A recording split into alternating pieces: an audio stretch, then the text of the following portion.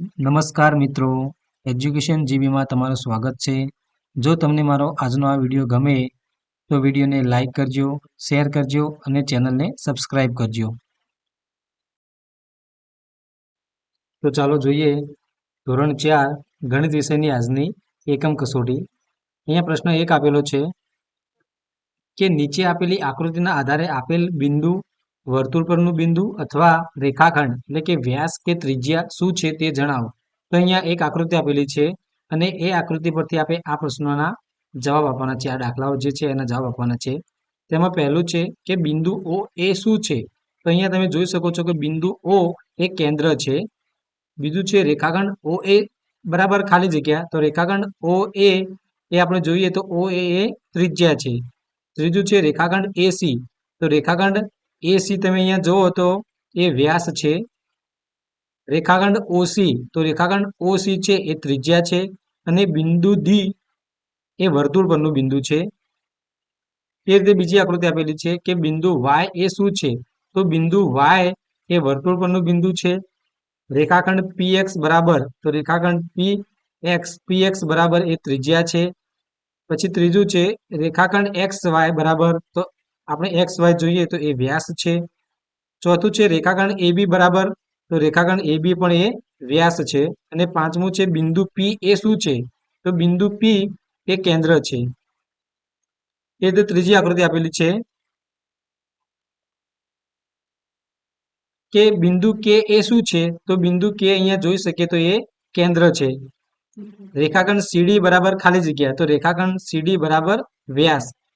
રેખાખંડ કેબી બરાબર તો રેખાખંડ કેબી બરાબર ત્રિજ્યા અને રેખાખંડ ડીસી બરાબર તો ડીસી બરાબર વ્યાસ. અને બિંદુ સી એ શું છે? તો બિંદુ સી એ વર્તુળ પરનું બિંદુ છે. હવે પ્રશ્ન 2 છે કે માગ્યા મુજબ કરો. તો અહીંયા 3 સેન્ટીમીટર 4 સેન્ટીમીટર અને 5 સેન્ટીમીટર એ ત્રિજ્યાનું માપ લઈ આપણે વર્તુળ દોરવાનું છે.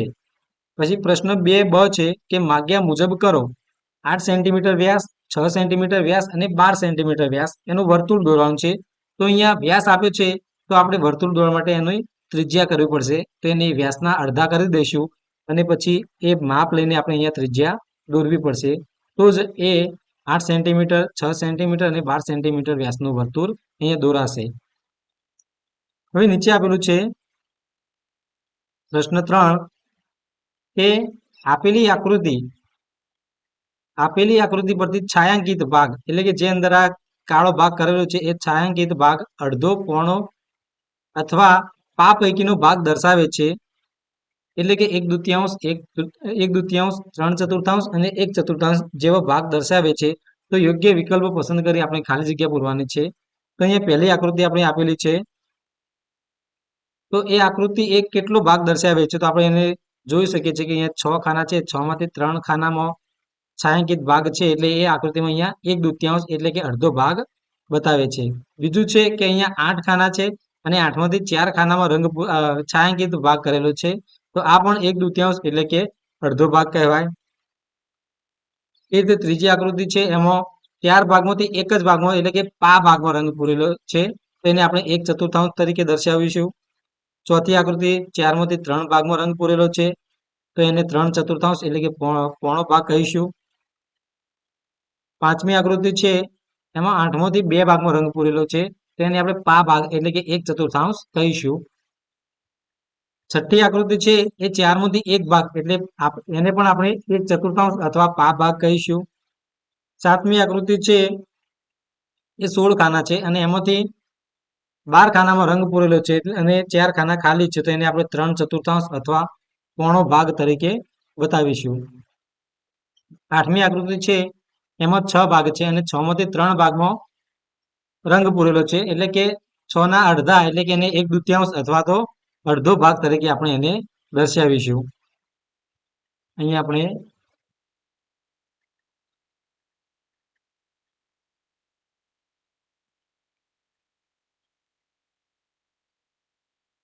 એ રીતે નીચે આપેલી છે 9મી આકૃતિ. તો એમાં પણ 4 માંથી 2 ભાગ છે. તો એને પણ આપણે 1/2 અડધો ભાગ તરીકે બતાવીશું. પછી 10મી આકૃતિ છે એમાં 8 ભાગ આપ્યા છે અને 8માંથી 2 ભાગ ખાલી છે અને 6 ભાગમાં રંગ પૂરેલો છે. તો આપણે એને 3/4 એટલે કે પોણો ભાગ બતાવીશું. અહીંયા આપણે એને પોણો ભાગ તરીકે દર્શાવીશું. પોણો ભાગ એટલે કે 3/4. અહીંયા આપણે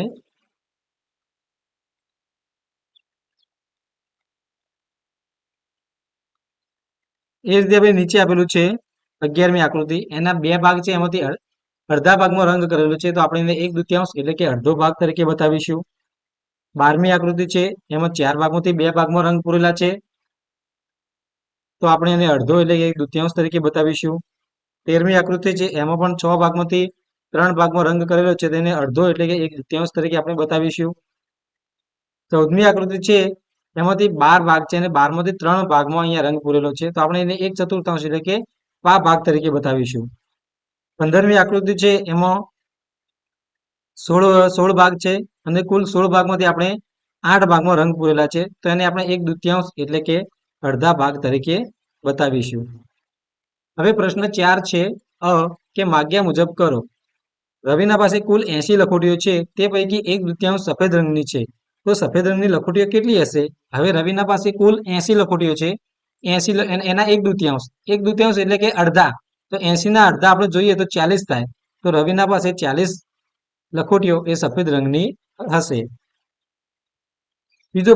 બીજો દાખલો છે કે વિમલ પાસે 2 લીટર દૂધ છે, તેમાંથી તેણે 3/4 ભાગના દૂધની ખીર બનાવી, તો કેટલા મિલી દૂધ બાકી રહેશે?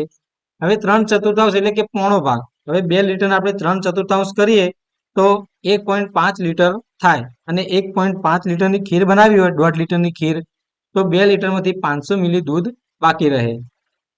હવે ત્રીજો દાખલો છે કે વંદના પાસે 12 ભમરડા છે, તેમાંથી 3 ભમરડા પીળા રંગના છે, તો પીળા રંગના ભમરડાને અપૂર્ણાંકમાં દર્શાવો. હવે 12 ભમરડામાંથી 3 ભમરડા પીળા રંગના છે, એટલે કે પા ભાગના ભમરડા એ પીળા રંગના છે. હવે એને અપૂર્ણાંકમાં દર્શાવવું હોય તો 3/12 અથવા તો 1/4 તરીકે દર્શાવી શકાય. પ્રશ્ન 4બ છે કે ખાલી જગ્યાઓ પૂરો. અહીંયા ખાલી જગ્યાઓ આપેલી છે, ખાલી જગ્યાઓ આપણે પૂરવાની છે. એમાં પહેલી છે કે 1 મીટરના અડધા બરાબર ખાલી જગ્યા સેન્ટીમીટર, તો 1 મીટર બરાબર 100 સેન્ટીમીટર થાય, 100 સેન્ટીમીટરના અડધા 50 સેન્ટીમીટર થાય. 12 કિલોગ્રામનો પોણો ભાગ બરાબર 9 કિલોગ્રામ. 20 લીટરનું પા બરાબર ખાલી જગ્યા લીટર. હવે 20 લીટરના પા ભાગ કરીએ, 4 ભાગ પાડીએ અને એમાંનો 1 ભાગ લઈએ તો અહીંયા 5 લીટર આવે. ચોથું છે કે 1 લીટરનો 1/2 ભાગ બરાબર ખાલી જગ્યા મિલી, તો 1 લીટર બરાબર 1000 મિલીલીટર થાય, અને એના 1/2 એટલે કે અડધા કરવા જઈએ તો અહીંયા 500 મિલીલીટર આવે. પાંચમું છે 1 કિલોગ્રામનો 3/4 ભાગ. 3/4 એટલે કે પોણો ભાગ, અડધા કરતા પણ થોડો ઉપર, તો 1 કિલોગ્રામના આપણે 4 ભાગ પાડીએ અને એમાંથી 3 ભાગ લઈએ તો 750 ગ્રામ થાય. છઠ્ઠું છે 1 રૂપિયાનો 1/4 ભાગ. 1/4 ભાગ એટલે કે 1 રૂપિયાના જે 4 ભાગ હોય એમાંનો 1 ભાગ, તો આપણે 1 રૂપિયામાં 100 પૈસા હોય અને 100 પૈસાના 4 ભાગ પાડીએ તો 25 પૈસા આવે, તો 25 પૈસા આવે, એમાંનો 1 ભાગ આપણે લઈએ તો ખાલી 25 પૈસા જવાબ આવે. સાતમું છે કે કોઈ પણ વસ્તુના 4 સરખા ભાગમાંના 3 ભાગને ખાલી જગ્યા કહેવાય, તો 3 ભાગને પોણો ભાગ કહેવાય. એક વસ્તુના 4 સરખા ભાગ હોય, એમાંના 2 ભાગને અડધો ભાગ કહેવાય. કોઈ પણ વસ્તુના 2 સરખા ભાગ કરીએ તો દરેક ભાગ એ આખી વસ્તુનો અડધો ભાગ કહેવાય. હવે પ્રશ્ન 5 આપેલો છે કે આપેલી આકૃતિ પરથી 1/2, 1/3 અથવા 1/4 પૈકી યોગ્ય વિકલ્પ પસંદ કરી ખાલી જગ્યા પૂરો. તો અહીંયા 1/2, 3/4 અને 1/4 લખવાનું છે. એમાં પહેલી આકૃતિ છે તે એમાં વર્તુળ છે અને આ 4 ભાગ પાડ્યા છે અને 2 ભાગમાં રંગ પૂરેલો છે, એનો મતલબ કે અડધી આકૃતિમાં રંગ પૂર્યો છે, તો આપણે અહીંયા 1/2 બતાવીશું. બીજી આકૃતિ જે છે એમાં 4માંથી 1 ભાગમાં રંગ પૂરેલો છે, તો અહીંયા આપણે 1/4 દર્શાવીશું. ત્રીજી જે આકૃતિ છે એમાં 4માંથી 3 ભાગમાં રંગ પૂરેલો છે, તો આપણે અહીંયા 3/4 બતાવીશું.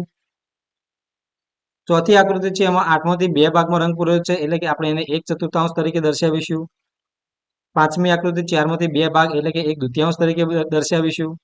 છઠ્ઠી આકૃતિ 4 માંથી 1 ભાગ એટલે કે 1/4 ભાગ તરીકે એને બતાવીશું. સાતમી આકૃતિ છે એ 6 માંથી 3 ભાગ એટલે કે અડધું છે તો એને 1/2 તરીકે બતાવીશું. આઠમી આકૃતિ છે એ 4 માંથી 3 ભાગ તો એને 3/4 તરીકે બતાવીશું. નવમી જે આકૃતિ છે એ 6 માંથી 3 ભાગ છે તો આપણે એને 1/2 તરીકે બતાવીશું. 10મી આકૃતિ છે એ 8 માંથી 6 ભાગ છે તો એને આપણે 3/4 તરીકે દર્શાવીશું. 11મી આકૃતિ છે એ 12 થી 9 ભાગમાં રંગ પૂરેલો છે અને 3 ભાગ ખાલી કોરા છે તો એને આપણે 3/4 તરીકે દર્શાવીશું. એને આપણે 3/4 તરીકે બતાવીશું. એટલે કે પોણો ભાગ. 12મી જે આકૃતિ છે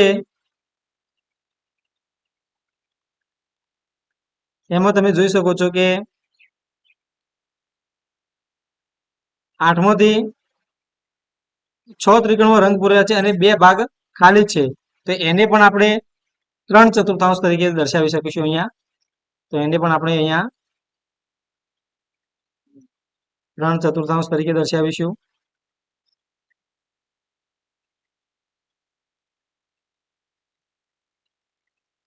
જો મિત્રો તમને મારો આજનો વિડીયો ગમ્યો હોય તો વિડીયોને લાઇક કરજો, શેર કરજો અને ચેનલને સબસ્ક્રાઇબ કરજો જેથી આવનારા નવા વિડીયોનું નોટિફિકેશન તમને તરત જ મળતું રહે.